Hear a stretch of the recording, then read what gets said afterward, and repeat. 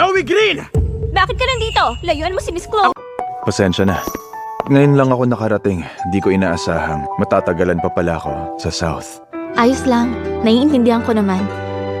Gusto ko ring mag-sorry sa'yo tungkol sa sitwasyon kay Eric. Pumunta pa rin sila dito at gumawa ng malaking eksena. Akala ko kasi kaya kong harapin mag-isa. Nagkamali ako. Ayos lang yun. Hindi mo kailangang mag-sorry sa akin.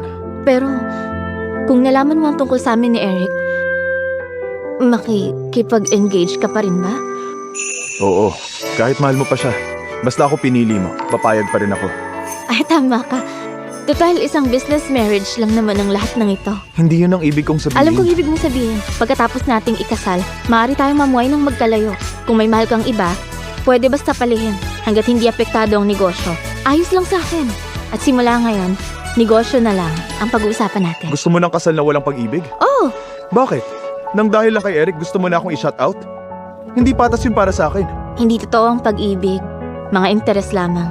Sa puntong ito, dapat mas naiintindihan mo.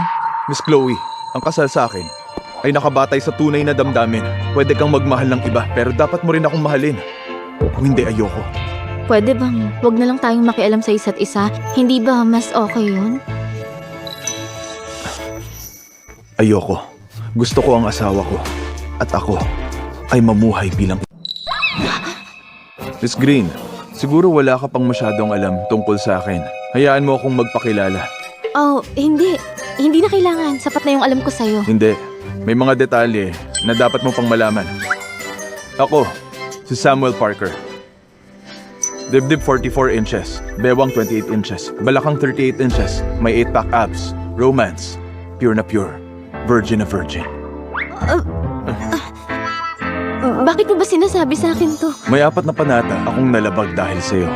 Kasakiman, galit, delusyon, at libog. Lahat ng mga ito nalabag ko dahil sa'yo.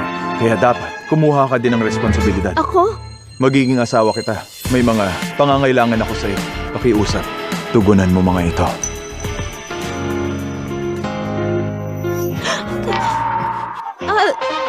Ginagabi ka na. Umuwi ka na. Saan ako pupunta ng ganitong oras? Wala kaming property dito na malapit lang. Sinasabi mo ba na sa kalsada ako matulog?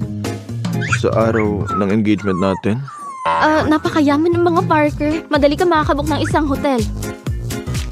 Chloe, bakit nandyan pa kayong dalawa? Ikaw, Sam, nakahanda na ang iyong kwarto. Magpahinga ka na at baka pagod ka na. Ano? Kailan niyo to pinlano? Ba't hindi ako na-inform? Katabi lang ito ng sayo. Ako mismo ang nagpahanda. Salamat. Ang dami niyo nang nagawa. Ang batang ito naman, hindi na tayo kailangan maging formal. Chloe, ipakita mo kay Sam ang kwarto niya at kung ano man ang kailangan, siguraduhin naalagaan siya. Oh, sige. Pa, ma, gabi na. Dapat na kayong magpahinga. Sige. Tara na, sige.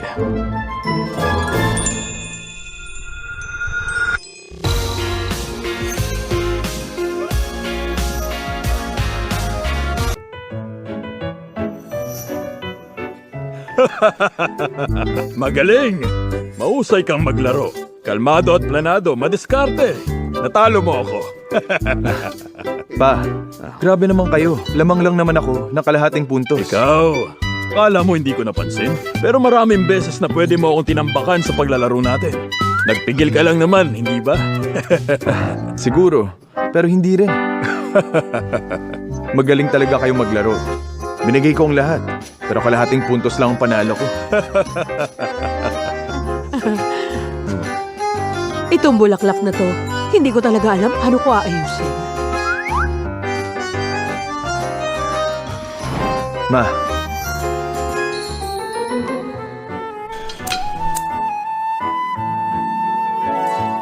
Ma, okay na ba to? Ganyan nga, biglang gumanda. Magaling talaga ang pagkagawa mo. Lola ko ang mahilig sa bulaklak. Natutunan kong mag-ayos sa kanya. Maganda ang pagpapalaki sa'yo ni Mrs. Parker. Mahusay ka sa lahat. Gusto ko sanang malaman ang sikreto niya. Kung sana lang ang aming Chloe naging ganun kadaling palakihin. Ma! Sa wakas, gising ka na. Pinagluto ka ng sabaw ni Sam kaninang umaga para matikman mo. Sige na, Sam. Patikimin mo na si Chloe ng luto mo. Pinagluto niyo po ako? Para kasing madalas kang distracted, kaya ipinagluto kita ng sabaw. Subukan mo to. Halika. Gusto ko rin. Eto pa. Tikman natin. Eto, tikman mo. Baka magustuhan mo.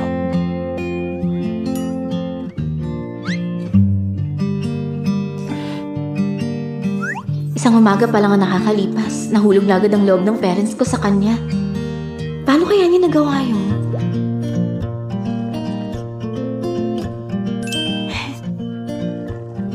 Kung nagustuhan mo, gagawan na kita palagi. Maabala ka pa. Ayos lang. Hindi siya abala. Sa pamilya namin, natural lang pagsilbihan ng asawa. Ang swerte ni Chloe, nakahanap siya ng katulad mo. At ikaw, dapat matuto ka kay Sam. Ay, teka. Mabait din naman ako ah.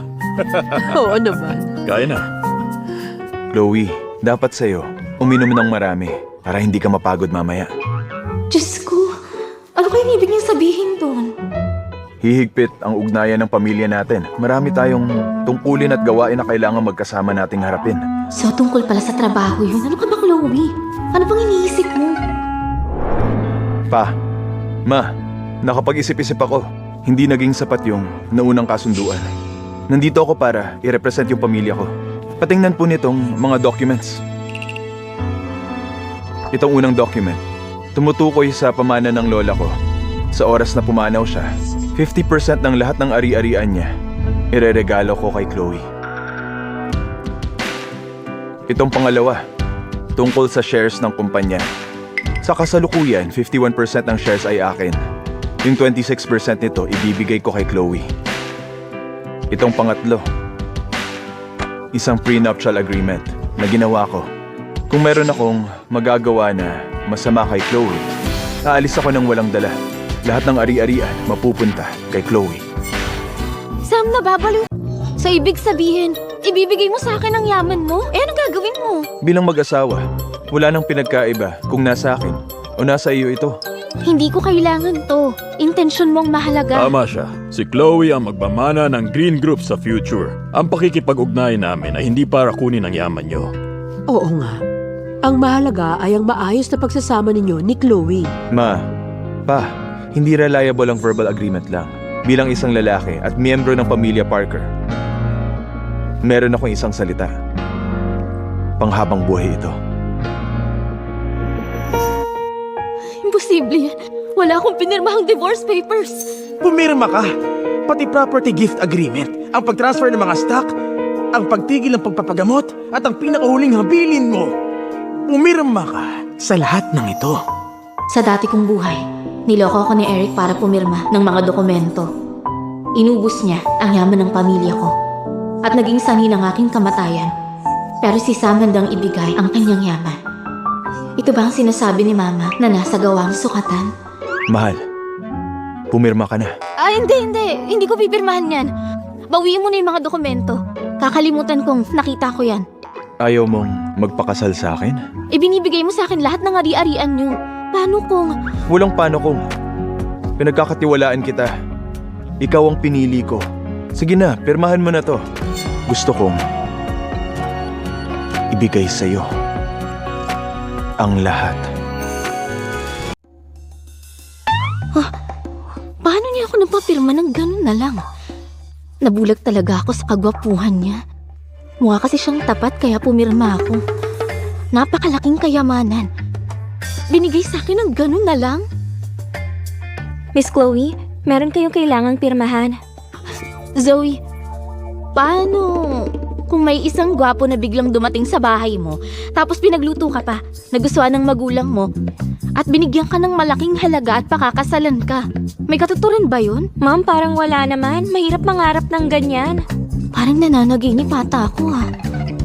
Pero gusto ko sanang magkaroon din ako ng ganyan ka-romantic na kwento. Sige na, pwede ka nang umalis. Sige po. Chloe Green! Bakit ka nandito? Layuan mo si Miss Chloe. Ako ang fiancé ni Chloe Green. At ang susunod na head ng Green family. Ang lakas na loob ang pagsalitaan ako ng ganyan. Parker ang apelyido ng boyfriend ni Miss Chloe. Nagpalit ka na ng pangalan? Hindi ba Wilson ka? Wala akong oras sa'yo. Umalis ka! Security! Palabasin niyo siya! Zoe, iwan mo muna kami. Miss Chloe, huwag kang mag-alala. Nasa labas lang ako, kasama ng security. O sige. Eric, anong kailangan mo? Balita ko natulog daw si Parker sa inyo kagabi.